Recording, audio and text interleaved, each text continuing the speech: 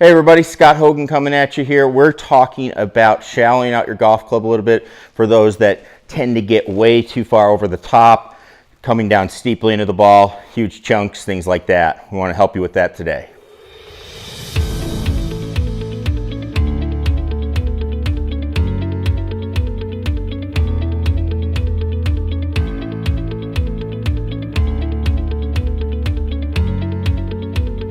When we start talking about shallowing the golf club, one of the things is I think a lot of people start thinking about how can you do that. Now, there's many different ways to do it. My preferred way to do this is actually we start working on our shoulders. So we're inside, we get to do a lot of work. You know, it's nice. We're solely thinking about our golf swing. So we don't need to be thinking about, you know, necessarily hitting every single shot like we would on the course just yet, especially because we're going into the winter. But what I like to do is start thinking about, all right, how can I affect my club path? One thing I like to do is I like to take my wedge. I've got my 60-degree wedge here, and what I like to do is start teeing up the ball.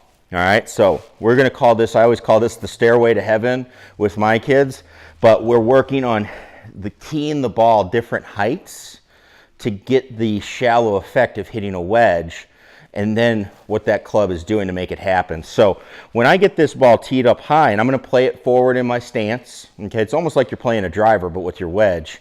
And what I'm going to start seeing is if I'm going to hit this ball solid, then I can't go down like this. I can't go down. I'm going to get really under it. I'm going to hit it really high on the face. What I really will start to see is as I go, I need to start figuring out how I can get this club to start traveling a little bit more, what's going to feel like up into the ball. Now, for me, what makes that happen is I got to control my shoulders. It's just like when I'm hitting a baseball off a tee. You know, baseball hitters, they're trying to keep their shoulders in as much as they can for as long as they can, because as soon as they get opened up, it's over. You know, they're going to have a really hard time handling any sort of pitch. Plus, it's going to be really hard for them to zero in on the ball, especially even if it's on a tee. So what we want to look at is, all right, how can I make a swing and get my shoulders in control and keep this ball on the tee? So what that's going to look like is I'm going to take my wedge, again, just kind of keep my shoulders back, feeling very, very, very shallow. Now it's just going to try to clip that ball off the tee. I did pretty good there. And so once I do that, we've got our variety of tees. You can just do this outside as well.